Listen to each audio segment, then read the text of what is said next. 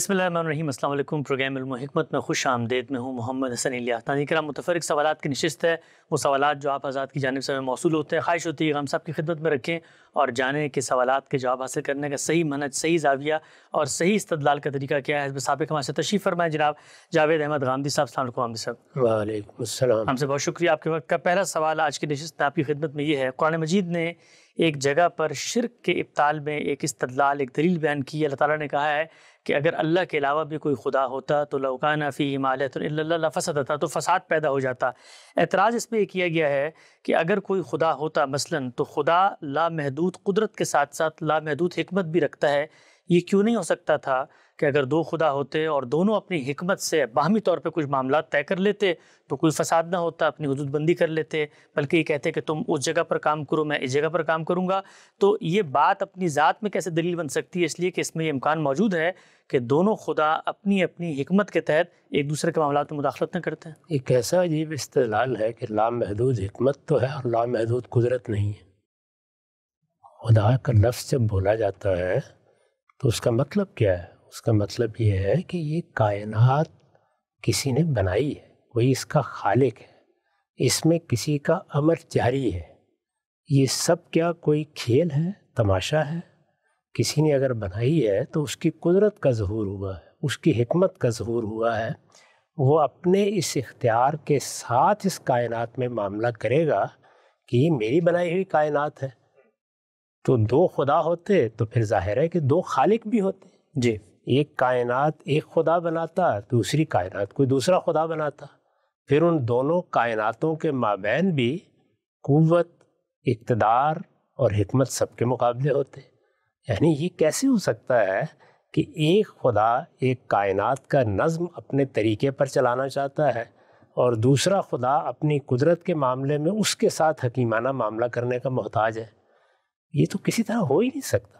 یعنی دو ہی صورتیں ہوں گی، یا اس کائنات کا ایک ہی پروردگار ہے، اسی کا اذن، اسی کا حکم ہے جو اس کائنات پر حکومت کر رہا ہے، وہی تنہا خالق ہے، وہی تنہا معبود ہے اور اسی کے تحت یہ سارا نظام چلایا جا رہا ہے۔ اگر کوئی دوسرا اس میں شریک ہے تو سوال یہ کس اعتبار سے شریک ہے؟ اگر وہ اپنی آزادانہ حیثیت میں شریک ہے تو پھر وہ معاملہ کیوں کرے گا؟ اس کے مسالے ہر دم یکساں کیوں ہوں گے؟ ہر وقت وہ دوسرے کے ساتھ بیٹھ کر معاملہ طے کرنے کا محتاج کیوں ہوگا؟ تو یہ ایک طرف خدا کے بارے میں لامحدود کے الفاظ بولے جاتے ہیں، دوسری جانب یہ تصور کر لیا جاتا ہے کہ وہ کسی دوسرے کی حکمت اور کسی دوسرے کی قدرت سے محدود بھی ہو گیا ہے۔ تو یہ تو محض تناقض ہے، الفاظ کی ایک مینا کری ہے، اس کے علاوہ کچھ بھی نہیں۔ ٹھیک۔ اچھا، ہم سب لوگ یہ بھی کہتے ہیں کہ اللہ تعالیٰ کا جو علم ہے وہ بھی اتنا پختہ ہے، اتنا دور رس ہے، ہر چیز وہ جانتے ہیں۔ تو کیا یہ نہیں ہو سکتا تھا کہ اگر مثال کے طور پر دو خدا ہوتے اور دونوں کو اس بات کا علم ہوتا کہ اس چیز میں فساد پیدا ہوگا تو دونوں اپنی مشیت سے ایسا اذن جاری کرتے کہ اس سے فساد پیدا ہی نہ ہوتا؟ نہیں جاری کرتے، یہ تو ان صاحب کا جو یہ بات کر رہے ہیں ان کا خیال ہے نا۔ جی، سوال یہ ہے کہ وہ جاری کرنے پر مجبور ہوتے نا، تو پھر قدرت لامحدود کیسے رہتی اور حکمت لامحدود کیسے رہتی؟ یعنی خدا کے تصور ہی کی یہ بات منافی ہے۔ اس کو تو اپنے فیصلوں میں آزاد ہونا چاہیے، اس کے فیصلوں پر کوئی قدغن نہیں ہونی چاہیے۔ تو اگر قدغن لگا دیں گے تو پھر وہ خدا تو نہیں رہا نا۔ پھر تو اس کا مطلب یہ ہے کہ دو الگ الگ ہستیاں وجود میں آ گئی ہیں، ان دونوں الگ الگ ہستیوں کو ایک کائنات سپرد کی گئی ہے یا دو کائناتیں الگ الگ ہیں؟ ایک کائنات سپرد کی گئی ہے تو دونوں کس طریقے سے معاملہ کریں گے؟ یہ چیز تو آپ آج تک دنیا کے اندر ایک حکومت بنا کے وہاں نہیں کر سکے کہ دو آدمیوں کے ہاتھ میں ایک حکومت کا نظم دے دیں اور کہیں کہ بھائی حکمت سے معاملات کر لیا کرو۔ وہاں بھی آخری اتھارٹی ایک ہی ہوتی ہے۔ تو یہ تو انسانی فطرت کے خلاف ہے، عقل کے خلاف ہے، علم کے خلاف ہے۔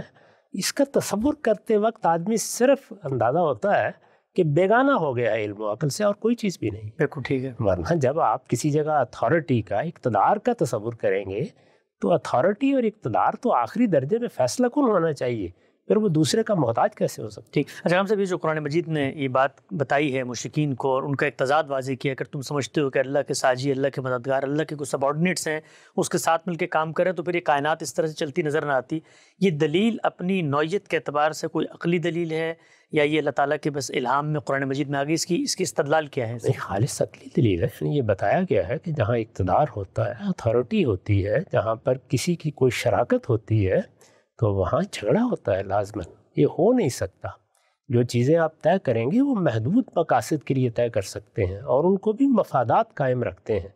ورنہ ایک ہی جگہ ہے, ایک ہی مملکت ہے. یعنی یہ بات تو سمجھ میں آتی ہے کہ دو حکومتیں ہیں, ایک میں ایک صاحب حکومت کر رہے ہیں, دوسری میں دوسرے صاحب حکومت کر رہے ہیں. جی. کائنات ایک ہے, کائنات اپنی وحدت کے ساتھ موجود ہے. کائنات میں آپ تعدد نہیں مان رہے تو دو خدا کیسے ہو سکتے ہیں؟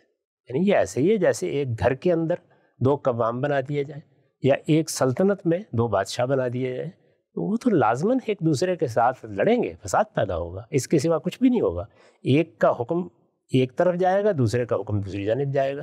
تو یہ ہر وقت وہ بیٹھے ہوئے صرف مشورہ کرتے رہیں گے کہ دیکھیے ایک دوسرے کے ساتھ کوئی جھگڑا نہیں کرنا. تو یہ کیا چیز ہے, کیا تصور ہے جس کو سامنے رکھ کر یہ بات کی جاتی ہے؟ انسان کو جو شعور اور عقل دی گئی اسی کی بنیاد پر کاش کیسی بیوقوفی کی باتیں کرتے ہو. انسان کی حماقت کی طرف توجہ دلائیے. ٹھیک, نقطہ واضح ہوا. آگے بڑھاتے ہیں سلسلہ گفتگو کو. ہم سب یہ پوچھا ایک عام آدمی نے کہ قرآن و سنت اور حدیث کو سمجھنے کے جو اصول آپ نے اپنی کتاب میزان میں بیان کی ہیں, اس کے مخاطبین کون ہیں؟ عام لوگ ہیں یا محقق علماء ہیں؟ جب بھی کبھی کوئی دین پر کتاب لکھی جاتی ہے تو وہ ہمیشہ اس کا لحاظ کر کے لکھی جاتی ہے کہ اس کو اہل علم نے بھی پڑھنا ہے, عام لوگوں نے بھی پڑھنا ہے. ٹھیک. عام لوگ اس سے اپنے لحاظ سے ہدایت حاصل کرتے ہیں یا کوئی ان کو رہنمائی چاہیے تو وہ مل جاتی ہے. اہل علم جب اس کتاب کی مراجعت کرتے ہیں تو ان پر یہ واضح ہونا چاہیے کہ اس میں جو کچھ بھی مباحث ہیں وہ کس قاعدے کس اصول پر ہیں. تو اصول و مبادی کو لکھنے کا مقصود یہ ہے. ہر کتاب اصلاً دونوں ہی کو مخاطب کرتی ہے. ہر آدمی نے پڑھنا ہے, جس کا جی چاہے گا وہ پڑھے گا. تو ایک صاحب علم اگر پڑھے تو اس کے لیے کیا چیزیں ضروری ہیں ان کا بھی لحاظ رکھا جاتا ہے. ہاں البتہ اگر یہ طے کر لیا جائے کہ کتاب صرف عام لوگوں کے لیے لکھی گئی ہے تو پھر جیسے میں نے الاسلام لکھی ہے اس میں اس طرح کے مباحث نکال دیے. ٹھیک, نقطہ واضح ہوا. آگے بڑھاتے ہیں. آپ سے بیان کیجیے گا. پوچھتے ہیں کہ قرآن کی آیات کی تفہیم و تبیین کا عمل خود قرآن ہی کی آیات کی زبان سے ہو جاتا ہے, تو پھر اس کے بعد آپ یہ کیوں فرماتے ہیں کہ حدیث کے اندر بھی انہی قرآنی احکامات کی تفہیم و تبیین بیان ہوئی؟ یعنی خود قرآن مجید یہ بتاتا ہے کہ ہمیں ہدایت دیتے ہیں اور پھر اس کو وضاحت سے کھول کھول کے بیان کر دیتے ہیں. جب یہ سارا عمل قرآن مجید میں ہو گیا تو پھر اس کے بعد یہی عمل دوبارہ حدیث میں کیوں دہرایا گیا؟ یہ دو بالکل الگ الگ چیزیں ہیں اور بالکل تعجب کی چیز ہے کہ لوگ اس طرح کی باتیں جب پوچھتے ہیں تو وہ دائیں بائیں غور نہیں کرتے کہ اس دنیا میں کیا ہو رہا ہے. انسان کو سمجھنا چاہیے نا اس چیز کو. کیا جب ایک کتاب لکھ دی جاتی ہے تو تمام انسان اس کو اسی وقت سمجھ لیتے ہیں یا اس کے لیے کوئی اساتذہ کی ضرورت پڑتی ہے کہ وہ پڑھائیں, اہل علم کی ضرورت پڑتی ہے ان کی شرح لکھیں؟ یہ سب کیوں ہوتا ہے؟ ہر چیز اپنی ذات میں بالکل واضح ہوتی ہے. جب یہ کہا جاتا ہے کہ قرآن مجید ہر لحاظ سے واضح ہے تو اس کا مطلب کیا ہے؟ اس کا مطلب یہ ہے کہ کسی بات یا کسی مدعا کو ادا کرنے کے لیے جو وضو الفاظ میں پیدا کیا جا سکتا ہے وہ آخری درجے میں پیدا کر دیا گیا ہے. جو اس کے لیے چیزیں جمع کرنی ہوتی ہیں وہ کر دی گئی ہیں, جو قرائن اکٹھے کرنے ہوتے ہیں وہ سب اکٹھے ہیں. یہ کام ہو گیا. اب ایک واضح ترین کتاب سامنے آ گئی. سوال یہ ہے کہ مخاطبین سب ایک ہی سطح کے ہیں, پھر تو تعلیم تعلم کا سارا نظم ہی ختم کر دینا چاہیے. یعنی آپ ایک گفتگو کریں, ایک کتاب لکھیں اور بس اس کے بعد نہ اس کی تعلیم کی ضرورت, نہ تدریس کی ضرورت, نہ مخاطبین کی رعایت کی ضرورت, نہ ان کو کچھ سمجھانے کی ضرورت, نہ شرح کی ضرورت, نہ تفسیر کی ضرورت, سب کارخانہ بند کر دیں. یہ اس لیے کیا جاتا ہے کہ افراد مختلف صلاحیتوں کے ہیں. ان میں سے کسی کو بالکل ابتدائی نوعیت کی تعلیم تربیت چاہیے ہوتی ہے, کسی کو اس سے اوپر کی چیزیں سمجھنے کی صلاحیت چاہیے ہوتی ہے. تو جیسے دوسرے اہل علم قرآن کی تفسیریں لکھ رہے ہیں, کس لیے لکھ رہے ہیں؟ یعنی قرآن میں کوئی وہم ہے, لوگوں کی مدد کر رہے ہیں, مخاطبین کی مدد کر رہے ہیں. تو یہ مدد سب سے پہلے اللہ کے رسول نے کی ہے. ہمارے پاس جو کچھ حدیث میں ہے, اگر وہ قرآن کے بارے میں کوئی بات ہے یا دین کی کوئی وضاحت ہے تو وہ لوگوں کی رعایت سے کی گئی ہے, اور لوگوں کی رعایت قیامت تک کرنی ہوگی. ہم سب کیوں کر رہے ہیں؟ یعنی لوگوں کو قرآن مجید ہاتھ میں پکڑا دیں, اس کے بعد یہ درس دینا, یہ ان کو سمجھانا, یہ اس کی شرح کرنا, یہ اس پر تفسیریں لکھنا, یہ بند کر دیں سارے کام. یہ لوگوں کا لحاظ کر کے سوال کا جواب بھی اسی لیے دے رہے ہیں آپ. سوال کا جواب بھی اسی لیے دے رہے ہیں. تو اس وجہ سے چیزوں کو اس کی صحیح جگہ پہ سمجھنا چاہیے. لوگ قلت علم کے ساتھ بھی معاملہ کرتے ہیں, قلت تدبر سے بھی. وہ ہر سطح کے ہوتے ہیں. وہ بعض علوم کے بارے میں یہ چاہتے ہیں کہ ان کی رہنمائی ہو, لیکن اس کے لیے انہوں نے کوئی تیاری نہیں کی ہوتی. تو پیغمبر ان لوگوں کی رہنمائی کرتے تھے جو ان پر ایمان لائے, ان کے صحابہ تھے, ان سے ملنے کے لیے آتے تھے, ان کو اگر دین کے معاملے میں کوئی مشکل پیش آتی تھی، خواہ وہ قرآن سے متعلق ہو خواہ سنت سے متعلق، آپ ان کی رہنمائی فرما دیتے تھے. یہ آپ کی شفقت اور آپ کی عنایت تھی.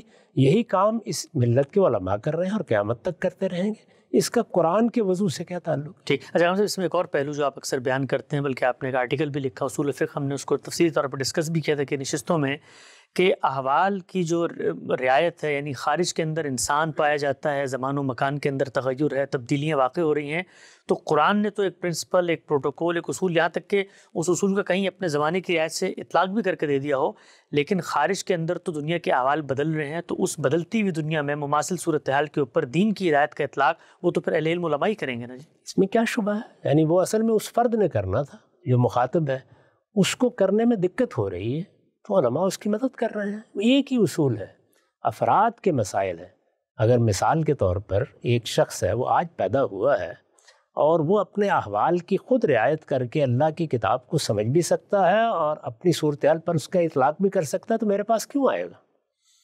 یہی معاملہ دوسرے علوم و فنون کا ہے. یعنی طب، اس کے اصول بالکل واضح ہیں. آپ بھی کوئی کتاب پڑھیں تو آپ پر واضح ہو جائیں گے، آپ بھی تعلیم پالیں تو آپ بھی معلوم کر لیں گے. لیکن میں چونکہ اس میں مہارت نہیں رکھتا تو میں ایک طبیب کی طرف رجوع کرتا ہوں. تو یہی معاملہ دنیا کے ہر علم میں ہوتا ہے. اس وقت بھی جب صورتحال پیش آئے گی تو اگر ایک فرد عالم ہے تو وہ خود طے کر لے گا، اگر عالم نہیں ہے تو دوسروں کی طرف رجوع کرے گا، ان سے سمجھنا چاہے گا. تو یہ ساری ضرورتیں افراد کی ضرورتیں ہیں، یہ ساری ضرورتیں مخاطبین کی ضرورتیں ہیں، یہ سب ضرورتیں انسانوں کی ضرورتیں ہیں. وہ یہ ضرورتیں اگر خود پوری کر سکتے ہیں تو ان کو کوئی ضرورت نہیں ہے. لیکن کیا سب پر کر سکتے ہیں؟ نہیں کر سکتے، تو پھر انہیں رجوع کرنا ہوتا ہے. تو اللہ کا پیغمبر دنیا میں موجود ہوگا تو میں بھی آپ ہی کی طرف رجوع کروں گا، اور جو آپ فرمائیں گے اس کو سمجھوں گا، جانوں گا، سر آنکھوں پر رکھوں گا. یہی معاملہ قیامت تک ہوتا رہے گا. میری سمجھ میں نہیں آتا کہ اس میں سوال کا محل کہاں سے پیدا ہوا ہے. یہ تو ہر وقت ہر لمحے ضرورت ہے کہ میری کمزوری، میری خامی کو کوئی دوسرا صاحب علم دور کرے. ٹھیک. نقطہ واضح آگے بڑھاتے ہیں سلسلہ گفتگو کو. ہم سے بھی بتائیے گا کہ قرآن مجید میں بھی مختلف مقامات پہ یہ تصریح ہے، روایات میں بھی آتا ہے، اور بالکل واضح بات ہے کہ اللہ تعالیٰ کے علم میں ہے، موت کا ایک وقت مقرر ہے. لیکن جب یہ کہا جاتا ہے کہ جی آپ صدقہ دیں، صدقہ جو ہے وہ بلاؤں کو ٹال دیتا ہے یا عمر کو بڑھا دیتا ہے، تو اگر موت کا وقت مقرر ہے تو پھر صدقے سے عمر کیسے بڑھ جائے گی؟ اس کا مطلب صرف یہ ہے کہ آپ نیکی کے کام کریں. صدقہ کیا ہے؟ وہ نیکی کا کام ہے. کسی کو رشوت نہیں دینے جا رہے. آپ نماز پڑھیں، روزہ رکھیں، غریبوں کی مدد کریں اور اللہ سے دعا کریں کہ وہ یہ نیکی آپ کر رہے ہیں اس کے لحاظ سے وہ آپ پہ کرم فرمائے، عنایت فرمائے. تو اللہ تعالیٰ نے آپ کی زندگی، آپ کی موت، آپ کی بیماری، آپ کی تکلیف، آپ کو آنے والی آزمائشیں، ہر چیز میں بعض چیزیں طے کی ہوتی ہیں، بعض معلق رکھی ہوتی ہیں. اسی کو تقدیر معلق کہا جاتا ہے. یعنی اس میں طے ہوتا ہے کہ میرے بندے کا یہ معاملہ ہوگا تو میں بھی اس کے لیے یہ فیصلہ کروں گا. تو ان چیزوں کے لیے اللہ سے درخواست کی جاتی ہے. سارے معاملات اس طرح نہیں ہیں کہ ایک جگہ لکھ دیے گئے ہیں اب وہ اسی طرح ہوں گے. بہت سی چیزوں میں اللہ تعالیٰ بندوں کے ساتھ ایک زندہ تعلق رکھتا ہے. میرا بندہ دعا کرے گا میں دے دوں گا، میرا بندہ درخواست کرے گا میں قبول کر لوں گا، میرا بندہ یہ نیکی کرے گا میں اس کا اجر دوں گا اس کو. تو یہ ساری چیزیں ہمارے اختیار پر چھوڑ دی گئی ہیں. ہم وہ کام کرتے ہیں تو اللہ تعالیٰ کے فیصلے بھی اس سے متعلق صادر ہوتے ہیں. نقطہ واضح ہوگا. ہم سب آگے بڑھاتے ہیں سلسلہ گفتگو کو. اچھا یہ بیان کیجیے کہ ہم سے بھی صدقے کے بکرے کا ایک تصور ہمارے بر صغیر میں بہت آتا ہے. پہلے جب ہم پڑھتے ہیں جو اسلام کی تاریخ ہے وہاں پر یہ چیز نہیں تھی. یہ کوئی ہمارے یہاں پیدا ہوئی ہے؟ یعنی صدقہ تو دیا جا سکتا ہے مال کی صورت میں بھی، لیکن ہمارے یہاں، اور قربانی ویسے نفلاً آدمی کرتا ہے، لیکن ایک بڑی ہمیں نظر آتا ہے روایت، جب بھی کوئی مسئلہ ہو کہتے ہیں جی آپ صدقے کے 2 بکرے دیتے ہیں. تو یہ ہمارے یہاں کوئی پیدا ہوئی ہوئی چیز ہے؟ توہمات سے پیدا ہوئی ہوئی چیز ہے. چونکہ پرانے زمانے میں جو مشرکانہ مذاہب رہے ہیں ان میں یہ تصور ہے کہ خون بہا دیں تو بلائیں ٹل جاتی ہیں. اسی طرح سے بعض علوم کے ماہرین یہ باتیں کرتے ہیں، جیسے علم نجوم کے ماہرین ہیں، اور بعض ایسے علوم و فنون ہیں جن میں خون بہانا، جانور کا سر کہیں رکھ دینا، اسی طرح کی بہت سی چیزیں بتائی جاتی ہیں. ہمارے دین کا اس سے کوئی تعلق نہیں. ٹھیک. دین میں جانور کی قربانی کی جاتی ہے. قربانی ایک عبادت ہے. یعنی قربانی نظر کی عبادت ہے. نظر کی کم سے کم عبادت قربانی ہے. یہاں سے نظر شروع ہوتی ہے. تو چونکہ نظر کی عبادت ہے تو اس وجہ سے یہ کہا جاتا ہے کہ آپ جس طرح نفل پڑھیں، جس طرح روزہ رکھیں، اللہ تعالیٰ کی بارگاہ سے متعلق ہونے کے لیے آپ عبادت ہی کریں گے نا. کوئی دعا کریں گے، کوئی تسبیح کریں گے، کوئی مناجات کریں گے، اپنے رب سے کوئی بات کرنا چاہیں گے، نماز میں کھڑے ہو جائیں۔ خود قرآن مجید نے کیا تعلیم دی، استعینوا بالصبر والصلاۃ، یعنی صبر و استقامت سے کام لو اور نماز کے ذریعے سے مدد مانگو۔ یہ نیکی کا کام ہے۔ جب آپ صدقہ کا لفظ اختیار کرتے ہیں تو اصل میں ہمارے ہاں تصور ایسے ہے کہ جیسے کوئی افزانہ دیا جا رہا ہے یا کوئی چیز کسی دیوتا کے سامنے پیش کی جا رہی ہے۔ ہرگز نہیں، یہ قربانی ہے، اور قربانی کی حقیقت کیا ہے؟ نظر، یہ عبادت ہے۔ آپ کوئی عبادت کرتے ہیں اور عبادت کر کے اللہ سے دعا کرتے ہیں، تو اللہ تعالیٰ سے دعا کرنے کے لیے نفل پڑھ لیجئے، اللہ تعالیٰ سے دعا کرنے کے لیے کسی غریب کے سر پر ہاتھ رکھ لیجئے، اللہ تعالیٰ سے دعا کرنے کے لیے نماز میں کھڑے ہو جائیے۔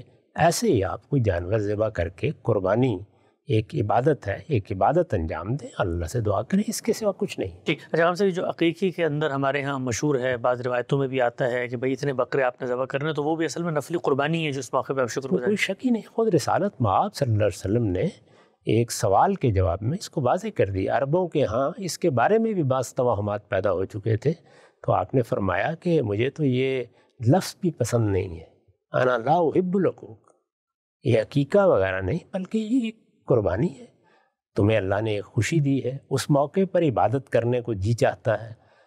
ہم دیکھتے ہیں نا کہ کوئی فتح حاصل ہوتی ہے، کوئی خوشی حاصل ہوتی ہے، کوئی کامیابی حاصل ہوتی ہے، تو ہم اللہ کے سامنے سجدہ ریز ہو جاتے ہیں۔ تو یہ شکر گزاری کا ایک طریقہ ہے۔ تو شکر گزاری کے لیے کوئی بھی عبادت کی جا سکتی ہے۔ ہمیں اللہ تعالیٰ نے اولاد دی ہے، اولاد اللہ کی بہت بڑی نعمت ہے، اس کے لیے ہم شکر گزاری کے طور پر قربانی کرتے ہیں، اس کے سوا کچھ نہیں۔ ٹھیک، نقطہ واضح ہوا، آگے بڑھاتے ہیں۔ آپ سے بیان کیجئے گا، سوال پوچھا گیا ہے کہ کیا کوئی شخص مسلمان ہوتے ہوئے سیکولر بھی ہو سکتا ہے؟ اس سے کیا مراد ہے؟ یعنی سیکولر سے مراد کیا ہے؟ جی، سیکولرزم جب پیدا ہوا اس وقت سے لے کے اب تک دسیوں مفاہیم تبدیل کر چکا ہے۔ ٹھیک، ابتدا میں تو اس کے سوا کچھ نہیں تھا کہ سارا رخ انسان کا آسمان کی طرف تھا، تو توجہ دلانے کے لیے بعض اہل علم نے کہا کہ ذرا اس دنیا کو بھی دیکھ لیں، یہ دنیا ہمیں دی گئی ہے، اس دنیا کے کچھ مسائل ہیں، اس کو کچھ اہمیت دینی چاہیے، اہمیت نہیں دیں گے تو آخرت کے لیے بھی کچھ نہیں کر سکیں گے۔ تو یہ تعبیر پیدا ہونی شروع ہوئی، اس کے بعد مختلف مراحل سے گزرتی چلی آئی، پھر یہاں تک کہ چرچ نے جو ایک اقتدار یا استبداد قائم کیا ہوا تھا اس کے مقابل میں آ کر کھڑی ہو گئی۔ اور موجودہ زمانے میں تو اس کے معنی اس کے سوا کچھ نہیں ہے کہ قومی ریاستیں ہیں، اور ریاستوں کا مذہب کے ساتھ کوئی تعلق نہیں ہونا چاہیے۔ ریاستوں کا، حکومتیں تو ظاہر اپنا اپنا فکر لے کے آئیں گی، تو اس کو پھر سیکولرزم سے تعبیر کرنا شروع کر دیا گیا۔ پھر اس کی بھی مختلف صورتیں ہیں۔ یہ سیکولرزم ترکی میں کمالزم کی صورت اختیار کر گیا، یہی سیکولرزم فرانس میں بہت سی شخصی آزادیوں پر پابندی کا ذریعہ بن جاتا ہے۔ تو اس لیے سیکولرزم کیا ہے، کیا چیز ہے، پہلے یہ بتانا چاہیے، اس کے بعد ہم یہ رائے دے سکتے ہیں کہ چلیے اگر آپ یہ بات کہہ رہے ہیں تو اس کی دین میں کچھ گنجائش ہے۔ فی الحال اس کی سب سے زیادہ اچھی تعبیر کو لے لیں جی، اور وہ یہی ہے کہ ریاست کو اپنے شہریوں کے مابین مذہب کی بنیاد پر کوئی تفریق نہیں کرنی چاہیے۔ یہ بات ٹھیک ہے، اس لیے کہ جو قومی ریاستیں اس وقت بن رہی ہیں وہ بنی اس اصول پر رہی ہیں، اس پہ مذہب کو کوئی اعتراض بھی نہیں ہے۔ اگر مسلمانوں کے پاس اقتدار ہوگا تو وہ پابند ہیں کہ جو اللہ کے دین نے ان کو ہدایت دی ہے حکومت کے بارے میں اس پر عمل کریں، اس کے سوا کچھ نہیں ہے۔ ان کو دوسروں کے ساتھ معاملہ تو انہی اصولوں پر کرنا ہوگا جو عام اخلاقی اصول ہیں۔ کسی دوسرے پر میں یا آپ اپنے مذہب کو ٹھونس نہیں سکتے۔ تو یہ بات اگر اس اصول کے اوپر کہی جائے گی تو کوئی اعتراض نہیں، لیکن میرے نزدیک جب آپ کسی ازم کا لفظ استعمال کرتے ہیں تو وہ اپنی تاریخ، اپنا پس منظر، اپنے تصورات سب لے کے آ جاتا ہے۔ اس لیے میں اس کے سوا کچھ نہیں کہتا کہ اب ہر ازم سے آپ اپنے آپ کو الگ کر لیں اور ان اقدار کو متعین کر کے آگے چلیں جن سے ایک اچھا معاشرہ وجود میں آتا ہے، اور وہ میرے نزدیک 4 ہی بنیادی اقدار ہیں۔ اور میں کئی مرتبہ دہرا چکا ہوں کہ انسان کے بنیادی حقوق کا بہت اچھا شعور پیدا ہو گیا، اس میں کہیں کہیں غلطی ہو رہی ہے، وہ ہم بحث کر کے دور کر سکتے ہیں۔ قوموں کے حق خود ارادی کو ایک اصول کے طور پر مان لیا گیا ہے، یہ بہت اچھی بات ہے، اس سے بہت کچھ نزاع کو ختم کیا جا سکتا ہے۔ اس کے قاعدے بننے چاہیے، اصول بننے چاہیے۔ اگر کسی جگہ کوئی قومیت اپنے حق خود ارادی کے تحت علیحدگی کا مطالبہ کرتی ہے تو پرامن طریقے سے معاملات طے ہو جانے چاہیے، اس کو ایک حق کے طور پر مان لینا چاہیے۔ قانون کی حکمرانی ہر جگہ ہونی چاہیے، کیونکہ عدل اور انصاف کے لیے یہ ضروری ہے، اور حکومت کا نظم بہرحال اسی لیے قائم کیا جاتا ہے کہ لوگوں کو عدل میسر آئے۔ اسی طرح کا معاملہ جمہوریت کا ہے۔ اب چونکہ دنیا میں ایسے حالات پیدا ہو گئے ہیں کہ جن میں انتخابات بڑی سے بڑی سلطنت میں بھی کرانا ممکن ہو گیا ہے۔ امریکہ دیکھیے کتنا بڑا ملک ہے، روس کتنا بڑا ملک ہے، بھارت کتنا بڑا ملک ہے، چین کتنا بڑا ملک ہے، ان میں بھی انتخابات ہو جاتے ہیں اپنے اپنے طریقے پر۔ تو اس لیے اب لوگوں کی رائے سے حکومتیں قائم ہونی چاہیے۔ یہ میرے خیال میں بنیادی سیاسی اقدار ہے۔ دنیا نے بڑی مشکل سے سفر طے کر کے یہاں تک اپنے آپ کو پہنچایا ہے۔ ان اقدار ہی کے علمبردار بننا چاہیے۔ اس کو جیسے ہی آپ کسی ازم میں ڈھالنے کی صحیح کرتے ہیں تو بہت مسائل پیدا ہو جاتے ہیں۔ پھر سیاست ایک ایسی چیز ہے کہ اس میں آپ تمام چیزوں کو بیک وقت حاصل نہیں کر سکتے، آپ کو سفر کرنا پڑتا ہے۔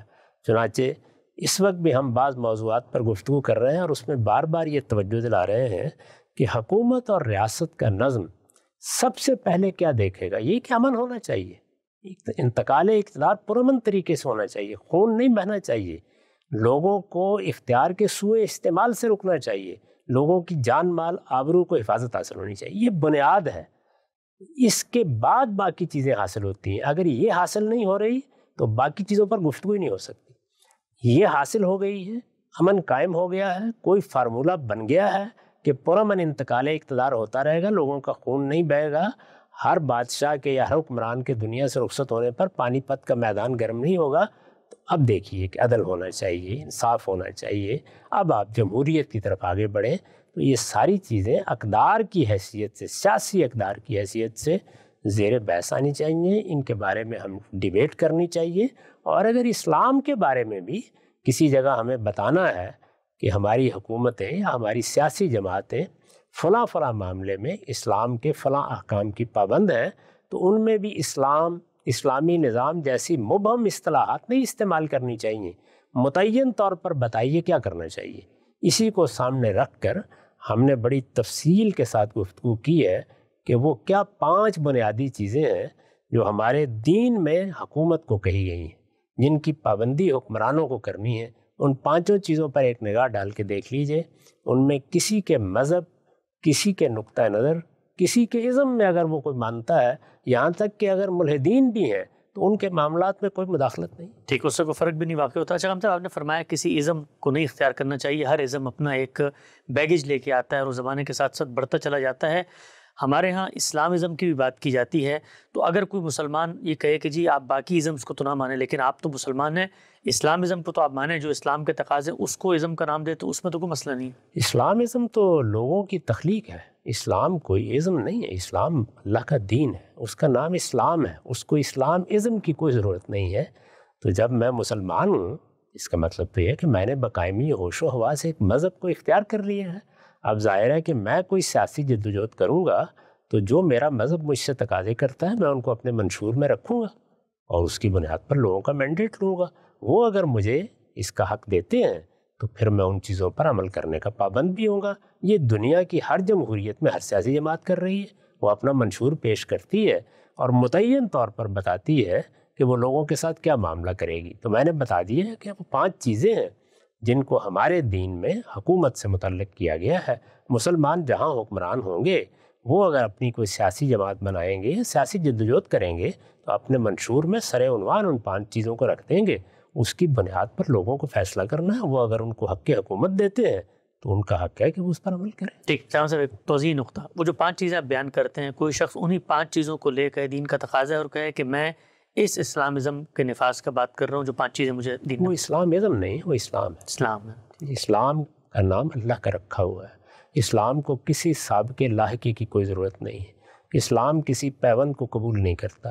اسلام کے بارے میں طے کر دیا گیا ہے کہ اس میں ادنا درجے میں بھی اگر باہر سے کوئی چیز آئے گی تو وہ محدث ہوگی، اور کل محدث بدع، وہ بدعت ہے، اور کل بدعت دلالہ۔ اسلام کو بالکل صاف پیور اپنے نام کے ساتھ رہنا چاہیے، اس کے ساتھ کسی چیز کا پیوند نہیں لگایا جا سکتا۔ آگے بڑھاتے ہیں سلسلہ گفتگو کو۔ قرآن مجید کی ایک آیت ہے فَأَلْهَمَهَا فُجُورَهَا وَتَقْوَاهَا، بڑی تفصیل سے فطرت کے اوپر جب بحثیں ہوئیں آپ نے اس کا صحیح معنی متعین کر کے اپنی دانش کی حد تک بیان کیا۔ سوال یہ پوچھا گیا ہے کہ یہ جو الہام کے نزول کا ذکر ہے کہ جی فجور و تقویٰ کے بارے میں ہوتا ہے، کیا یہ آج بھی ہو رہا ہے؟ یعنی آج جو بچہ پیدا ہوتا ہے اس کے ساتھ بھی یہ فَأَلْهَمَهَا فُجُورَهَا وَتَقْوَاهَا ہو رہا ہوتا ہے، یہ ابتدا میں انسانیت میں ہو گیا تھا، وہ آگے ایوالو کر رہا ہے؟ انسان کا قالب جب بڑھ جاتا ہے، اور ہمیں روایتوں میں بتایا گیا ہے اور قرآن سے بھی یہ بات معلوم ہوتی ہے کہ ایک خاص مرحلے پر اللہ تعالیٰ نفس کو اس کی حقیقت بدیت کرتے ہیں۔ جی، تو نفس کی جو حقیقت بدیت کی جاتی ہے وہی اصل میں انسانی شعور کا منبع ہے۔ انسانی شعور میں یہ ساری چیزیں الہام کر دی گئی ہیں، ان کا ظہور جیسے جیسے یہ ہمارا قالب اس قابل ہوتا چلا جاتا ہے ان کا ظہور بھی ہو جاتا ہے۔ ٹھیک ہے، نقطہ واضح ہوا۔ ہم صاحب آگے بڑھاتے ہیں سلسلہ گفتگو کو۔ ہم صاحب آپ کے علم میں ہوگا کہ اقوام متحدہ نے گزشتہ دنوں جو سگریٹ نوشی ہے اس کو عالمی سطح پر مضر صحت قرار دینے کی ایک تجویز پیش کی ہے اور اس پر ممالک میں بحث ہو رہی ہے۔ آپ جب بات کرتے ہیں طیب اور خبیث کی، کیا اس بات کو دلیل نہیں بنایا جا سکتا کہ انسانیت کا جو اجتماعی ضمیر ہے وہ ایک چیز کو مضر صحت قرار دے رہا ہے تو سگریٹ کو خلاف فطرت قرار دے کے خبیث میں شمار کیا جائے؟ دیکھیے، بات یہ ہے کہ کسی چیز کا خبیث ہونا یہ اخلاقی لحاظ سے متعین ہوگا۔ جی، یہاں پر بھی یہی صورتحال ہے کہ یہ چیز کیا دوسروں کے لیے آزار کا باعث بن رہی ہے؟ اگر دوسروں کے لیے آزار کا باعث بن رہی ہے تو یہ اخلاقی پہلو ہوگا۔ جی، کیونکہ ہمارے دین میں یہ طے کر دیا گیا ہے کہ آپ ایک کانٹا بھی باہر پھینک کر دوسروں کے لیے باعث آزار نہیں بن سکتے۔ دوسروں کے لیے باعث آزار بننا اخلاقی لحاظ سے قابل اعتراض ہے، اور تمام اخلاقی معاملات مذہب کا حصہ ہیں۔ اس کی بنیاد پر حرمت، حلت، اس کی بنیاد پر کراہت وغیرہ کا حکم لگایا جاتا ہے، وہ ہم بھی لگائیں گے۔ اگر کوئی چیز دوسروں کے لیے آزار کا باعث بن رہی ہے، اگر وہ میرے لیے صحت بخش نہیں ہے جی، یا نقصان دہ ہے، تو اس کے بارے میں ایک طبیب فیصلہ کرے گا اور اس سے اوپر بھی پابندی لگ سکتی ہے، اور یہ کہا جا سکتا ہے کہ یہ تمہارے لیے یا دوسروں کے لیے نقصان دہ ہے، اس لیے ہم اس کو بند کر رہے ہیں۔ تو جب کوئی چیز طبی لحاظ سے غلط ہوتی ہے تو وہاں پر طب کے علم کی مراجعت کی جاتی ہے، وہ فیصلہ سناتا ہے۔ جب کسی چیز میں اخلاقی پہلو پیدا ہوتا ہے تو وہاں مذہب فیصلہ سناتا ہے۔ تو ہر ایک کا اپنا دائرہ ہے۔ ٹھیک۔ اچھا، ہم سے کوئی ایسا بھی تو ہو سکتا ہے پہلو کہ طبی لحاظ سے وہ نقصان کا باعث بنے، لیکن اس کے اندر کہیں نہ کہیں اخلاقی کا بات بھی پائی جا رہی ہے۔ مثلاً اسی کو لے لیتے ہیں کہ اب لوگ جو سگریٹ پیتے ہیں، ظاہری بات ہے ان کی بیماریاں پیدا ہوتی ہیں، اس کی وجہ سے وہ خاندان کی ذمہ داریاں اٹھانے سے قاصر ہو جاتے ہیں۔ اسی طریقے سے معاشرے کے اوپر بوجھ بنتے ہیں، لوگ سگریٹ جو ہے اس کو اٹھا کے پھینک دیتے ہیں، اس سے بڑی بڑی آگ جو ہے وہ جنگلات میں لگ جاتی ہے۔ تو دسیوں ایسے پہلو ہیں جو ضرر کے بن جاتے ہیں۔ تو اگر کوئی پہلو صحت کے لحاظ سے بھی غلط ہو اور اس کا نتیجہ جو ہے وہ کہیں نہ کہیں اطلاقاً اخلاق میں بھی نکل رہا ہو، تب تو دین اس میں مداخلت کرے۔ یہ میں نے کہا کہ اگر آپ اتنی بات بھی اگر واضح کر دیں کہ یہ دوسروں کے لیے باعث آزار ہوتا ہے تو یہ اخلاقی پہلو آ گیا اس کے اندر۔ تو اخلاقی پہلو تو ہم خود سمجھیں گے آیا ہے یا نہیں آیا۔ آیا ہے تو مذہب بھی آ گیا، اور اگر اخلاقی پہلو نہیں ہے، محض ایک طبی ضرر کی نوعیت کی چیز ہے، تو پھر وہ فیصلہ اطباء کو کرنا ہے، وہ مذہب کا موضوع نہیں ہوگا۔ ٹھیک، نقطہ واضح ہوا۔ آگے بڑھاتے ہیں سلسلہ گفتگو کو۔ ہم سے بھی بیان کیجیے گا، زمانہ فطرت جو ہے جس کے اندر وحی کا انقطاع ہوا، روک دی گئی تھی، اس میں جو تبلیغ اور اسلام کی دعوت تھی وہ پیغمبر کیسے کرتے تھے؟ کیونکہ قرآن مجید تو کہتا ہے وما ينطق عن الهوى ان هو الا وحی یوحی، یہ تو صرف اللہ کی وحی سے ہی بات کرتے ہیں۔ تو وحی کا سلسلہ تو جب رک گیا تو پھر اس وقت پیغمبر کس چیز کی دعوت دے رہے تھے؟ میں سمجھ نہیں سکا، زمانہ فطرت تو کہتے ہی اس کو ہے جس میں پیغمبر نہیں ہوتے، پیغمبر کو کیا دعوت دینی؟ فترہ وحی، دوسرے فترہ وحی، یعنی جس وقت اللہ تعالیٰ نے کسی کو پیغمبر بنا دیا اور پیغمبر بنانے کے بعد کچھ عرصے کے لیے وحی رک گئی ہے، تو جو اس کے پاس اب تک کلام آ گیا ہے اسی کو وہ پڑھ کے سنائے گا، اس کے تقاضے بتائے گا، اور اگر کسی چیز کے بارے میں کوئی اصولی ہدایت دی گئی ہے تو اس کی پیروی کرے گا۔ جب نئی وحی آئے گی تو کوئی نئی بات کہنی ہوگی نا۔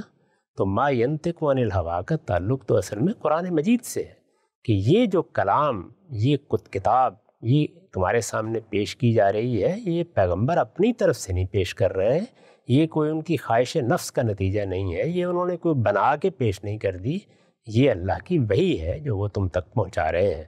پیغمبر کو جب پیغمبر بنایا جاتا ہے تو بہت سے اصولی احکام دیے جاتے ہیں، اس کی حیثیت متعین کی جاتی ہے۔ پہلے دن بتا دیا جاتا ہے کہ آپ نے ماضی کے ساتھ کیا معاملہ کرنا ہے۔ مثلا خود قرآن نے بتایا ہے کہ ہمارے پیغمبر کو یہ حکم دیا گیا کہ یہ سب پیغمبروں کی روایت ہے، یہی دین ہے، فبہداہم اقتدے۔ اسی طرح ان کو بتایا گیا کہ آپ کو ملت ابراہیم کی اتباع کرنی ہے۔ یہ ساری چیزیں بتا دی گئی تھی، روزمرہ ان کی تلقین بھی ہوگی، نصیحت بھی ہوگی، سب کام ہوں گے۔ یعنی کیا ہر وقت صرف وہی سنائی جاتی ہے؟ پیغمبر کی اپنی ذاتی شخصیت ہوتی ہے، اس کے لحاظ سے وہ بہت سے احکام بھی دیتے ہیں، ہدایات بھی دیتے ہیں۔ ٹھیک، ہم سے اس میں کیا یہ پہلو بھی ہے کہ وہی جو قرآن کی صورت میں نازل ہو رہی تھی اس کا تو چلے انقطاع ہوتا ہے، لیکن پیغمبر کے سامنے جو ملت ابراہیمی کی روایت ہے، سنت کی روایت موجود ہے، نماز ہے، روزہ ہے، زکوٰۃ ہے، حج بک، سب چیزیں ہیں، تو اس میں براہ راست اللہ تعالیٰ کوئی اور گفتگو بھی اس دوران نہیں کرتے؟ یہ جو فترہ وحی ہوتا ہے یا صرف قرآن کا نزول روک دیا جاتا ہے؟ یہ تو قرآن کا نزول زیر بحث ہے۔ اس دوران میں اگر کوئی اور ہدایت اللہ تعالیٰ نے دی ہے تو ہمارے علم میں نہیں ہوتی، لیکن پیغمبر کو فرض کیجئے کوئی ہدایت اس دوران میں نہیں دی گئی اور چند اصول بتا دیے گئے تو ان کے مطابق وہ اپنی دعوت کا کام انجام دیں گے۔ ٹھیک، آگے بڑھاتے ہیں سلسلہ گفتگو کو۔ ہم سب ایک حدیث میں آتا ہے کہ میری امت جب امر بالمعروف اور نہی عن المنکر کو چھوڑ بیٹھے گی تو وحی کی برکات سے محروم ہو جائے گی۔ یہ وحی کی برکات سے کیا مراد ہے؟ وحی کی برکات کیا ہیں؟ ایک لفظ میں ادا کیجئے تو وہ اصل میں معروف اور منکر کا ہماری ذات، ہماری شخصیت، ہمارے ماحول اور ہمارے معاشرے سے متعلق ہونا ہی ہے۔ تو یہ وحی کی برکت ہے ہی، یعنی یہ وحی کی برکت ہے جو معروف اور منکر کے بارے میں ہمارے شعور کو بیدار کرتی ہے، اس کی تذکیر کرتی ہے۔ تو جس وقت لوگ اس کو بھول جائیں گے تو وہ برکت متعلق کیسے ہوگی ان کی ذات سے؟ یعنی جس مقصد کے لیے وہ آئی تھی، جس مقصد کے لیے آئی تھی باطل ہو گیا۔ امر بالمعروف اور نہی عن المنکر یہ پیغمبروں نے جو معاشرت بنائی ہے، یا پیغمبر جس تہذیب کو قائم کرتے ہیں، یہ اس کے عناصر میں سے، بنیادی عناصر میں سے ہے۔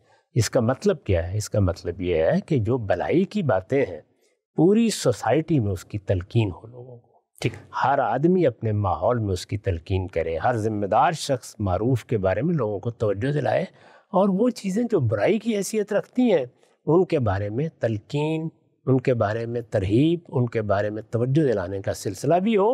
اور اگر کوئی برائی جرم کے درجے میں ہو رہی ہے تو اس کے استئصال کے لیے استئصال کا نظام بھی بنایا جائے۔ چنانچہ ہر معاشرہ یہ کام کرتا ہے۔ یہ جو پولیس کا محکمہ ہے یہ اپنی حقیقت کے لحاظ سے امر بالمعروف اور نہی عن المنکر کا محکمہ ہے، اور دنیا کا کوئی ملک اس سے خالی نہیں ہے، ہر جگہ قائم کیا گیا۔ ٹھیک، یہ جو قرآن مجید میں ہم سے فرمایا کہ بھئی قصاص میں تمہارے لیے حیات ہے، تو اب یہ وحی کا ایک حکم تھا کہ آپ نے قصاص لینا، آپ نے نہیں لیا تو اس سے فساد بھی پیدا ہوگا، تو وہ معاشرہ نتیجے کے اعتبار سے جو اللہ کی ہدایت پر عمل درآمد کرنے کے نتیجے میں برکات پیدا ہونی تھی اس سے محروم ہو گئے۔ جب بھی اللہ کے کسی حکم، اللہ کی کسی ہدایت، اللہ کے کسی منشا کے خلاف آپ کام کریں گے تو اس سے فساد پیدا ہوگا۔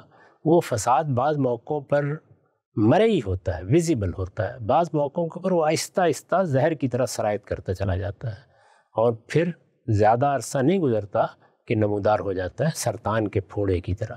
تو اس لیے ہمیں یہ ہدایت کی گئی ہے کہ ہم صرف اپنے ہی معاملے تک متعلق نہیں رہیں گے، اپنے ہمسائے، اپنے گرد و پیش کے لوگ، اپنے اعزاء اقربا، اپنے ملنے والے، اپنا خاندان، ان کو ہمیشہ معروف کی تلقین کریں گے اور منکر کے بارے میں بیدار رہیں گے کہ وہ فروغ نہ پائے۔ ٹھیک، اچھا، ہم سے ایک اور بڑی اچھی اطلاقی مثال ذہن میں آئی۔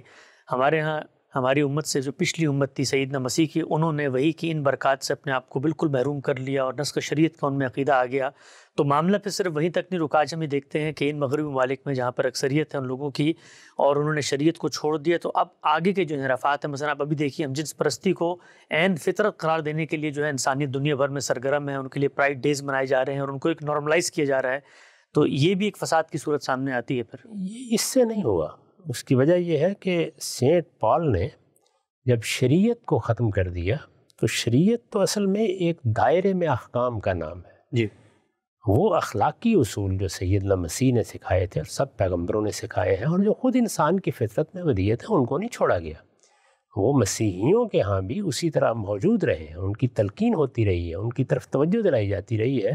وہ بالکل درست ہے کہ جب چرچ نے خاص طرح کی معافی نامے کی روایت قائم کر دی اور کفارے کا عقیدہ بیان کرنا شروع کر دیا تو اس سے برا اثر ہوا، تاہم بحیثیت مجموعی برائی برائی ہی رہی، اور مسیحی معاشرے بھی برائی کے بارے میں ہمیشہ حساس رہے۔ یہ اس وقت جو صورتحال پیدا ہوئی ہے وہ یہ نہیں ہے کہ مسیحی معاشروں نے اپنی اقدار تبدیل کر لی، جی، یعنی لوگوں نے ریاست کے معاملے میں یہ تصور قائم کر لیا ہے کہ وہ لوگوں کی شخصی آزادی میں مداخلت نہیں کرے گی۔ اس میں بعض معاملات کیا فی الواقع شخصی آزادی کے تحت آتے ہیں، اس کو طے کرنے میں غلطی ہو رہی ہے، اس کو دلیل کے ساتھ واضح کرنا چاہیے. یہ سب مسائل اس سے پیدا ہوئے. ٹھیک ہے، ہم اس تفصیلی انشاءاللہ بات کریں گے، اس کو موضوع بنا کر. کسی وقت یہ بیان کیجیے گا مختصر سوال کہ ام الکتاب اور لوح محفوظ ان دونوں میں کیا فرق ہے؟ ایک ہی چیز ہے. اس میں بیان کیا گیا ہے کہ اللہ تعالیٰ کے ہاں ایک رجسٹر موجود ہے، یا جہاں پہ ریکارڈ رکھا جاتا ہے. وہ ظاہر ہے کہ ہمارے تصور کے لحاظ سے الفاظ استعمال کیے جاتے ہیں، یا آپ جانتے ہیں کہ کوئی ریکارڈ رکھنے کے لیے پرانے زمانے میں تو یہی تھا نا کہ آپ لکھ لیں گے. موجودہ زمانے میں اس کی نئی نئی صورتیں پیدا ہو گئی ہیں، چیزیں کس طریقے سے اب محفوظ ہو جاتی ہیں. اللہ تعالیٰ کے ہاں اس کا نظام کتنا غیر معمولی ہے وہ شاید ہم تصور ہی نہیں کر سکتے، لیکن تصور دلانے کے لیے وہی الفاظ لے لیے گئے ہیں. اسی کو قرآن نے پھر تنبیہ کر کے بتا دیا ہے کہ تمہارے ساتھ بات کرتے ہوئے متشابہات کا طریقہ اختیار کرنا پڑتا ہے. تو اس میں یہ بتایا گیا ہے کہ ایک ایسی جگہ ہے جہاں پر ہر چیز موجود ہے، اور اس کائنات کا نظم اسی دفتر کے تحت چل رہا ہے. اس میں چیزیں ریکارڈ میں رہتی ہیں، یہ تمام معاملات بھی وہاں اسی طرح پہنچ جاتے ہیں، اور تم دنیا میں آتے ہو تو وہاں پہ تمہارا ریکارڈ ہوتا ہے، تم یہاں سے جاتے ہو تو پھر تمہارے کاغذات وہاں رکھ دیے جاتے ہیں. اب توازی ہوا، ہم سب آگے بڑھاتے ہیں. یہ سوال ہے کہ قرآن مجید میں اللہ تعالیٰ 3 مختلف مقامات پر 3 باتیں بیان کرتا ہے، بظاہر تینوں میں کنٹرڈکشن نظر آتی ہے، آپ حل فرمائیے گا. اللہ تعالیٰ فرماتے ہیں سورہ زمر میں کہ اللہ وفات دیتا ہے جانوں کو. دوسری جگہ پہ سورہ سجدہ میں فرماتے ہیں کہ ملک الموت تمہیں وفات دیتا ہے. اور تیسری جگہ پر سورہ انعام میں فرماتے ہیں کہ ہمارے رسول بھیجے ہوئے تمہیں موت دیتے ہیں. تو ایک جگہ فرمایا اللہ موت دیتا ہے، ایک جگہ فرمایا ملک الموت، اور ایک جگہ فرمایا رسول بھیجے ہوئے وہ موت دیتے ہیں. تو موت کون دیتا ہے اصل میں؟ یہ اللہ ہی دیتا ہے، اللہ ہی سارے کام کرتا ہے، لیکن یہ کہ ذریعہ کون بن رہے ہوتے ہیں یہ ایسے ہی ہے جیسے قرآن مجید اللہ کا کلام ہے، لیکن وہ ہم تک اللہ کے رسول کے قول کی حیثیت سے پہنچتا ہے، تو اس کو بھی قول و رسول کریم کہہ دیا گیا ہے. تو یہ تو مختلف نسبتیں ہیں جو بیان کی جاتی ہیں. اللہ تعالیٰ جب اپنے ملائکہ کو بھیجتے ہیں وہ اللہ کے حکم کا نفاذ کرتے ہیں تو کہیں ان کا ذکر ہو جاتا ہے. ملائکہ اصل میں کون ہے؟ وہ اللہ تعالیٰ کے پیغامبر ہیں، تو اس لیے ان کے لیے رسول کا لفظ بھی استعمال کر لیا جاتا ہے. لیکن اذن کس کا ہے، حکم کس کا ہے جس کو نافذ کیا جا رہا ہے؟ وہ اللہ کا. ٹھیک. اچھا، ہم سب آخری 2 سوالات ہیں. یہ بتائیے گا کیا امت محمدیہ میں رسول اللہ صلی اللہ علیہ وسلم کے بعد آنے والے پوری دنیا کے لوگ شامل ہیں، یا محض جو مسلمان ہیں وہ امت محمدیہ کہلائیں گے؟ نہیں، یہ پوری دنیا میں جتنے لوگ ہیں وہ سب رسالت مآب صلی اللہ علیہ وسلم کی امت دعوت ہیں. جی، یعنی اللہ کے آخری پیغمبر کی حیثیت یہ نہیں ہے کہ وہ ایک خاص علاقے یا ایک خاص قوم کے لیے آئے تھے، وہ پوری دنیا کے لیے مبعوث کیے گئے ہیں. قیامت تک جتنے انسان بھی پیدا ہوں گے ان سب تک ان کی دعوت پہنچنی چاہیے، اور اگر ان کی دعوت پہنچے گی تو لوگ مکلف ہیں، اس بات کے لیے جواب دہ ہوں گے کہ انہوں نے اس دعوت کے بارے میں کیا رویہ اختیار کیا. تو اس لحاظ سے تو ساری دنیا میں ایک ایک فرد اس وقت بھی اور آگے آنے والے بھی اور رسالت مآب صلی اللہ علیہ وسلم کی دعوت کے مدعوین کی حیثیت رکھتے ہیں. لیکن جو لوگ پھر ان میں سے نکل کے ایمان لے آتے ہیں تو وہ اپنے آپ کو رسول اللہ سے وابستہ کر لیتے ہیں، اس لیے انہی کو امت محمد یا امت مسلمہ کہا جاتا ہے. خود قرآن مجید نے یہ تعبیر اختیار کی ہے. تو امت کو گروہ کے معنی میں قرآن مجید میں اس کے ساتھ کوئی خاص تقدس وابستہ نہیں ہے. یہ تو مشرکین کی بھی امت کو امت ہی کہا جائے گا، البتہ وہ امت مسلمہ کب بنتی ہے؟ جب وہ اللہ کے پیغمبر پر ایمان لے آتی ہے. اب تواضع ہوا، ہم سب آج کی نشست کا آخری سوال آپ کی خدمت میں. آپ نے اپنی کتاب میزان میں جو دوسرا مقدمہ ہے دین حق، اس میں پورے کے پورے دین کی جو تعبیر ہے اس میں نقطے کو بیان کیا ہے. اس میں ایمان کے کچھ بنیادی تقاضے ہیں، مثلا جیسے تواصی بالحق، تواصی بالصبر، اور کچھ ایسے تقاضے ہیں کہ جو زمانے اور حالات کی رعایت سے پیدا ہوتے ہیں جیسے ہجرت. تو ان میں سے اگر کوئی شخص دوسرے جو تقاضے ہیں ان پر عمل درآمد نہیں کرتا تو کیا وہ ظاہری بات ہے لازمی تقاضوں پہ تو کر رہا ہے، تو کیا وہ کوئی کم جرم کا ارتکاب کر رہا ہے، یا ان دونوں کی جو نوعیت ہے وہ برابر ہے؟ نہیں، لازمی اور اختیاری کا فرق نہیں ہے. یہ جب پیدا ہوتے ہیں تو یہ بھی لازمی ہوتے ہیں، بلکہ ان میں سے بعض تو انسان کے لیے بہت بڑا امتحان بن جاتے ہیں. جیسے کہ صحابہ کرام کے بارے میں ہمیں معلوم ہے کہ ایک وقت ایسا تھا جس میں ہجرت کرنا ان کے لیے لازم کر دیا گیا تھا. اسی طرح قیام بالقسط مثال کے طور پر وہ ہر وقت لازم ہے، جب بھی موقع ملے گا، جب بھی وقت آئے گا وہ لازم ہے. تو لازم اور اختیاری کا فرق نہیں ہے، بلکہ وہ تقاضے جو ہمہ وقت ہیں، یعنی وہ بنیادی ہیں اور یہ حالات کی رعایت سے پیدا ہوتے ہیں. حالات کی رعایت سے پیدا ہوتے ہیں. تو یہ فرق ہے. جی ٹھیک، ہم سے نقطہ واضح ہوا. سوال و جواب کی نشست تھی، غامدی صاحب سے ہم نے مختلف موضوع پر تبادلہ خیال کے وقت یہاں پہ ختم ہوتا ہے. انشاءاللہ دوبارہ حاضر خدمت ہوں گے. اب تک آپ کا